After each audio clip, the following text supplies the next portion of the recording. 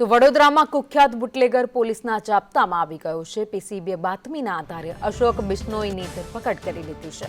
રાજસ્થાનની નામચીન બિશ્નોઈ ગેંગનો સૂત્રધાર ઝડપાઈ ગયો છે, તો અગાઉ પણ બુટલેગરની ધરપકડ કરવામાં આવી હતી। મધ્ય ગુજરાતમાં દારૂ ઘુસાડતી ગેંગનો સૂત્રધાર ઝડપાયો છે।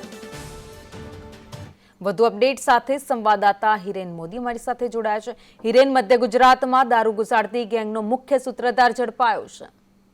જી ભાઈની ખાસ કરીને વાત કરીએ, છેલ્લા કેટલાય વર્ષોથી રાજસ્થાનની બિશ્નોઈ ગેંગ કાર્યરત હતી। વડોદરા શહેરની સમગ્ર ગુજરાતની અંદર દારૂ ઘુસાડવા માટે અવનવા તરકીબો અજમાવીને દારૂ ઘુસેડતા હતા।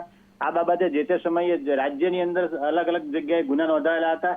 13 જેટલા ગુનાઓની અંદર અગાઉ ધરપકડ થઈ ચૂકી છે। અશોક બિશ્નોઈ જે આ મુખ્ય સૂત્રધાર કહેવાય છે અને અત્યારે હાલમાં જ છેલ્લા 20 દિવસની અંદર 1 કરોડ ઉપરાંતનો દારૂ જે પીસીબીએ ઝડપ્યો છે, તમામ દારૂનો જથ્થો અશોક બિશ્નોઈનો હોવાનું બહાર આવ્યું હતું। જે અંગે પોલીસે તપાસ હાથ ધરી હતી। અશોક બિશ્નોઈની ધરપકડ કરવા માટે તમામ જગ્યાએ છાપાઓ મારવામાં હતા, વિવિધ ટીમો દ્વારા એની તપાસ કરવામાં આવી હતી અને અંતે ગત રોજ અશોક બિશ્નોઈ ઝડપાઈ જતા તેની સામે કાયદેસરની કાર્યવાહી હાથ ધરી છે।